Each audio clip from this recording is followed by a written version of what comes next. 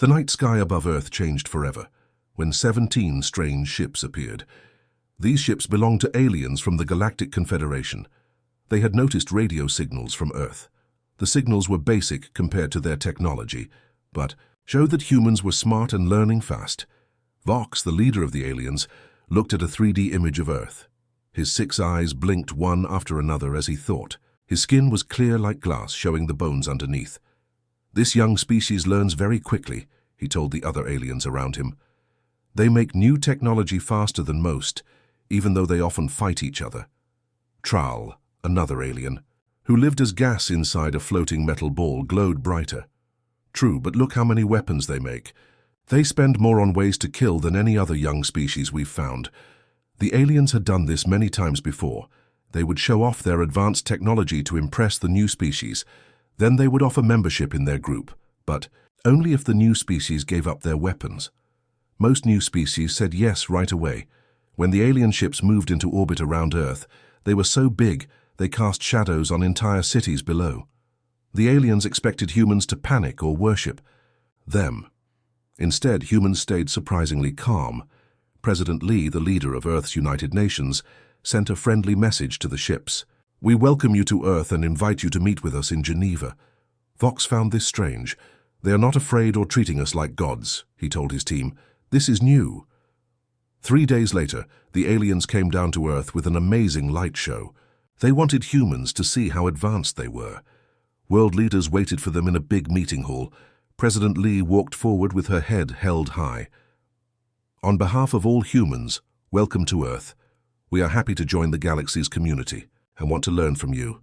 Vox stepped toward her, standing much taller than any human. "We bring greetings from the 17 worlds of our confederation. Your species has caught our attention, and we offer friendship." What the aliens didn't know was that humans were watching very carefully. Behind their friendly smiles, they were making plans. In military bases around the world, soldiers and scientists studied the alien ships and technology. General Park stood at the back of the room with Dr. Song. He whispered, "They're not just here to make friends. In all of human history, when advanced people meet less advanced people, the less advanced ones end up controlled." Dr. Song nodded slowly. "Then we must make sure that doesn't happen to us."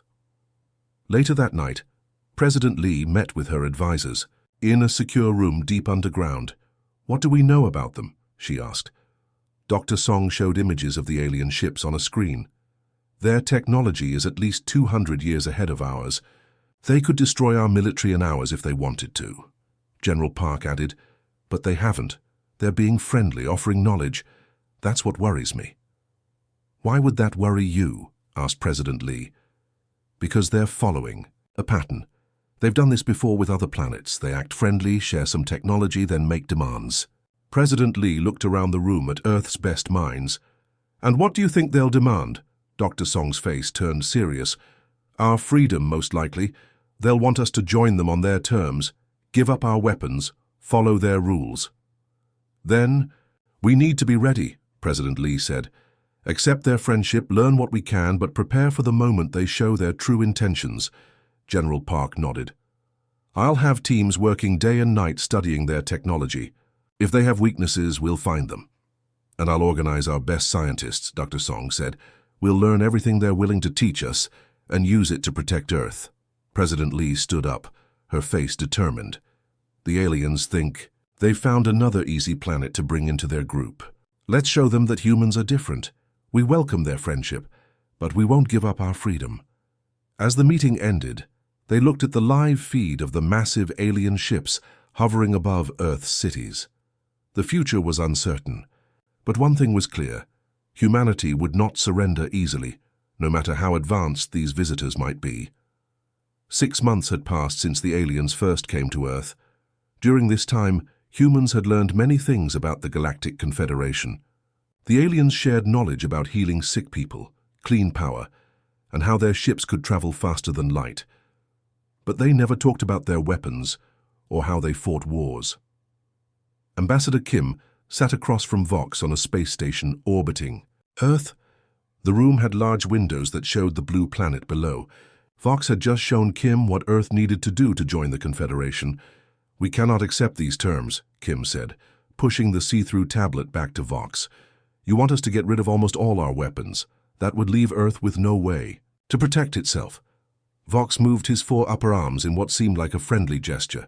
The Confederation will protect all member worlds. You do not need to worry about enemies once you join us. Kim looked straight at Vox. What if the danger comes from inside the Confederation? What if one of your own members decides to hurt us? Vox's skin turned a darker color. Kim had learned. This meant the alien felt uncomfortable.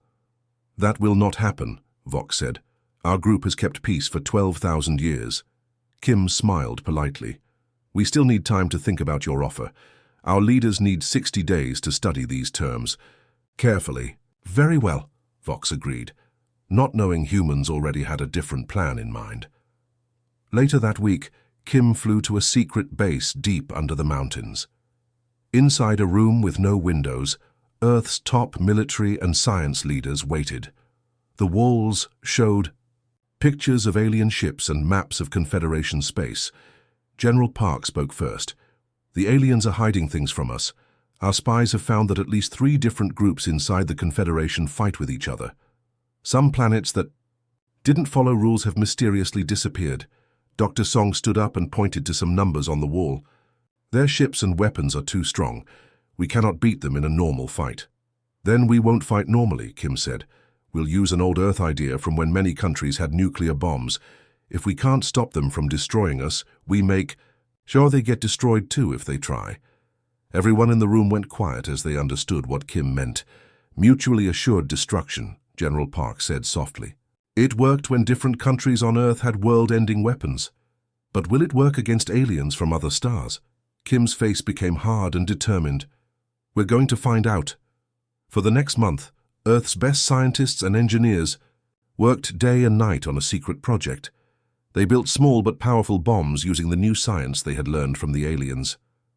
Each bomb was smaller than a car, but could destroy an entire city. Special teams of soldiers trained to sneak these bombs onto trading ships that visited the Confederation. Other teams learned how to hide the bombs on alien worlds without being caught. President Lee met with Kim to review the plan. This is very risky, she said. If they catch us placing these bombs, they might attack right away. If we do nothing, we end up as just another controlled world in their collection, Kim answered. They're being nice now, but look at history. The strong always end up controlling the weak, unless the weak find a way to balance the power. Dr. Song came into the room carrying new information. We've learned more about the Confederation. They tell everyone they're peaceful, but they've destroyed at least 5 civilizations that refuse to join them. They just hide the evidence. Then we have no choice, President Lee said. We can't match their strength, but we can make sure fighting us costs too much. As the 60 days were almost over, Kim practiced what he would say to Vox. Earth was about to change the rules of the game. Kim knew the aliens would be shocked and angry, but he also knew this was humanity's only chance to stay free. We're not just fighting for our planet, he told his team. We're fighting for the right of every species to choose their own path among the stars. 60 days had passed. The aliens came back to finish talks with Earth. They expected humans to say yes to their rules, but they found the meeting room was different now. The room was darker. All the human leaders wore black clothes, and Ambassador Kim sat alone at the middle of the big table. We have thought about your offer, Kim said in a calm voice. We want to suggest something different. Vox sat down in his special chair that floated above the ground. Our rules are the same for everyone who joins us. We don't make special deals. Kim gave a small smile. Then we are not here to join you. We are here to make a deal between equals. Earth and your Confederation. The aliens looked at each other with confusion. One alien named Mev, who looked like a walking crystal, made a sound like glass breaking. This was how his kind laughed. Your people don't understand your place, Mev said. You have nothing that makes us need to treat you as equals. Kim touched a button on the table. A 3D image appeared in the air above them. It showed thousands of small dots spread all through space, where the aliens lived. These are devices from Earth, Kim said. We put them all through your territories during the last 6 months while you thought we were just thinking about your offer. The room filled with noise as the aliens all talked at once. Some made sounds. Humans couldn't hear. Others flashed lights from their bodies. Kim spoke louder so everyone could hear him. Each device has enough antimatter to destroy a whole star system. If Earth ever detects an attack against us, they will all activate. Vox stood up to his full height. His arms shook. This is crazy. You would risk destroying much of the galaxy rather than accept our protection. We call it MAD, mutually assured destruction, Kim explained. Humans created this idea when different countries had world-ending weapons. No one attacks because everyone would die. You would destroy yourselves and billions of innocent beings. Because of pride, Vox asked angrily. No, Kim said. We would destroy ourselves and others rather than give up our freedom. We have studied your history, Vox. We know what really happens to planets that join you and give up their weapons. Vox's skin turned almost clear white. He turned to the other aliens and said words that would soon be famous across the stars. When humans go mad, gods help you. The meeting ended in chaos. Aliens rushed out to contact their homeworlds about what had happened. Later that day, General Park met with Kim in a secure room. Did they believe you? Park asked. Yes, Kim said. The fear in Vox's eyes was real. They know we aren't bluffing. Dr. Song looked worried. But we only have 50 of those bombs, not thousands, and they can't destroy entire star systems. Kim nodded. True, but they don't know that. And the 50 we do have can still cause enough damage to make attacking Earth too costly. It's a dangerous game, President Lee said. If they call our bluff and attack anyway, they won't, Kim said. I saw how they reacted. These aliens understand power. For thousands of years, they've been the strongest ones around. Now they face something new, a species willing to pull everyone down with them rather than submit. General Park looked at the map showing where Earth's real bombs were hidden. Do you think this will actually work? It has to, Kim said. Humans have always been stubborn. Throughout our history, many have chosen to die free rather than live under control. Now we're showing the galaxy that same spirit. That night, the alien ships in orbit around Earth moved farther away. They were keeping their distance just in case. Dr. Song watched them from her telescope. They're scared of us now. Good, Kim said, standing beside her. Fear isn't what we wanted. Respect would be better, but fear will keep us safe until they learn to respect us. The stars seemed brighter that night, as if they knew that humans had just changed the rules of the galaxy forever. News about what humans had done spread fast through all alien worlds. No species had ever threatened to destroy everything rather than follow the rules. It shocked the entire Confederation. The alien leaders called emergency meetings on their capital planet. All 17 different alien species sent their representatives. They argued loudly about what to do with the humans. We must attack Earth now, shouted Commander Zik, a large reptile-like alien with armored skin. Kill them before they can. Hide more bombs in our space. Mev, the crystal being, glowed with angry colors. And what happens when we attack? Their bombs will go off. We must talk with them instead.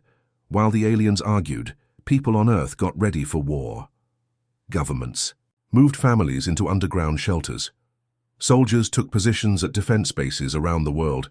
Everyone watched the sky, waiting to see if alien ships would attack.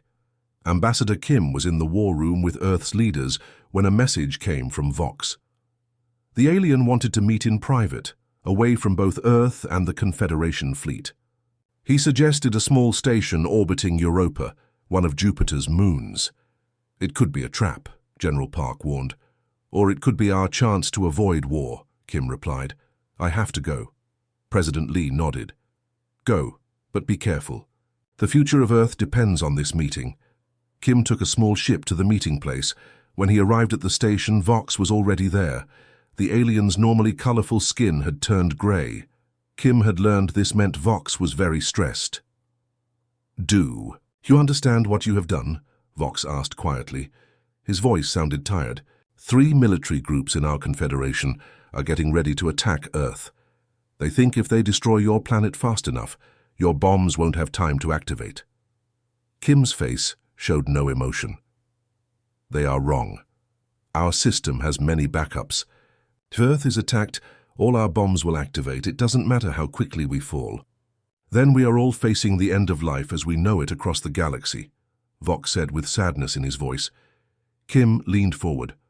Or we can create something new and better. A relationship based on respect, not control. Earth doesn't want to fight. Vox, we just refuse to be weak and helpless. What exactly do you suggest? Vox asked. A new kind of membership. Earth joins your confederation as an equal partner. We keep our weapons. In return, we will turn off most, but not all, of our bombs in your space. We will also share some special technology we've created. Vox's skin changed colors several times, showing he was thinking hard. In 12,000 years, the Confederation has never allowed such an arrangement. Maybe it's time for your Confederation to change and grow, Kim suggested. After all, nothing in the universe stays the same forever. They talked for hours. Finally, Vox seemed to reach a decision. I will try to convince the others, he said, but many will resist. The older species believe change is dangerous. Not changing when you need to is more dangerous, Kim said. Tell them this. Humans don't want to destroy anyone. We want to join the galaxy as partners, not servants. But we will never surrender our right to protect ourselves. When Kim returned to Earth, the leaders waited anxiously for news. Will they attack? President Lee asked. I don't know, Kim admitted. Vox will try to convince them to accept our terms, but some aliens want to test if we're bluffing about our bombs.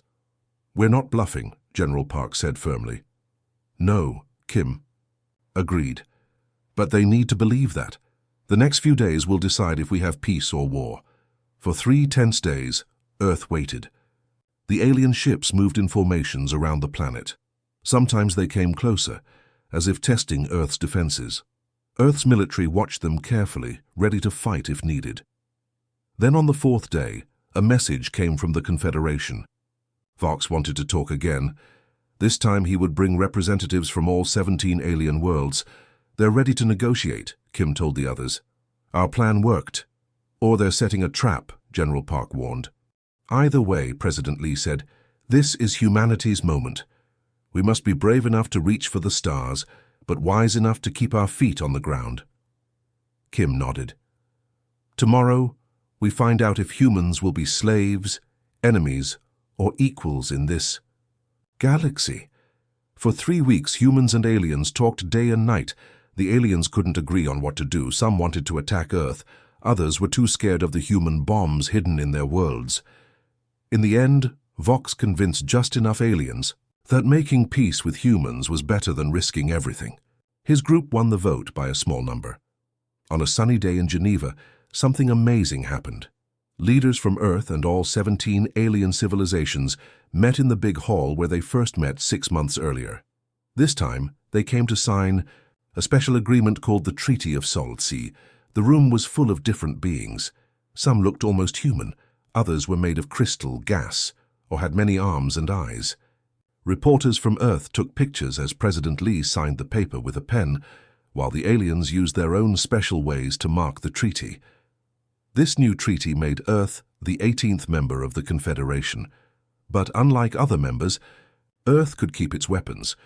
In return, humans promised to turn off most of their hidden bombs and join a new group called the Interspecies Security Council. After the main ceremony, Vox found Ambassador Kim standing alone by a window. Your plan was scary, Vox said, his skin now a calm blue color. But it worked. In all our history, no species has ever made the Confederation change its basic rules. Kim smiled a little. Sometimes you have to risk everything to save what matters. Most. Vox's 6 eyes blinked in sequence. We still don't really understand humans. Your music and art talk about peace and love, but your history is full of wars. You make beautiful things and terrible weapons with the same passion. That's just how humans are, Kim said simply. We are many things at once. We hope for good times, but get ready for bad times. That evening, at a big dinner, aliens and humans ate together for the first time.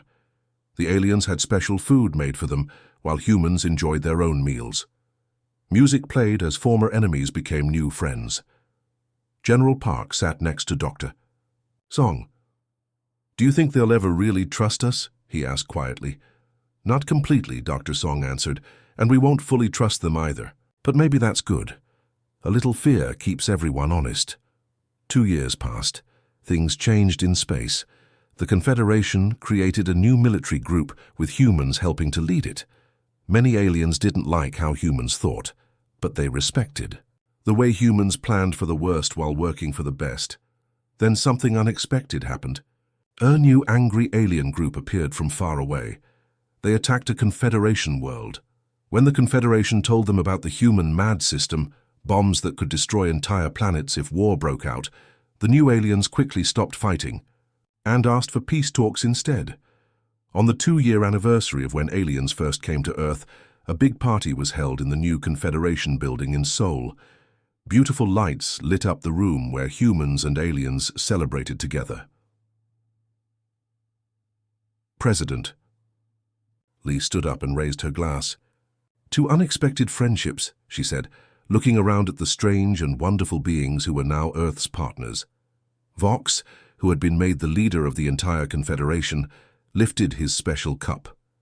"And to the humans, who taught us that sometimes true strength isn't about having the biggest weapons, but about being willing to use whatever weapons you have." Later that night, after most guests had left, Dr. Song stood on the balcony looking up at the stars. Earthships now traveled between those stars, exploring new worlds. General Park joined her. "Thinking about something?" he asked. "We almost destroyed everything," she said quietly. "We were ready to blow up half the galaxy." "We were ready," Park agreed. "But we didn't have to do it. And now those stars belong to humans too, not just to them." Dr. Song smiled. "Who would have thought that acting crazy would be our smartest move?" "Sometimes you have to be a little mad to stay free," Park said. "Now the galaxy knows not to mess with Earth." They watched as lights from ships moved across the night sky, some human, some alien. Earth was no longer alone in the universe, and, thanks to some brave choices and a willingness to risk everything, humans would face that universe not as servants but as equals.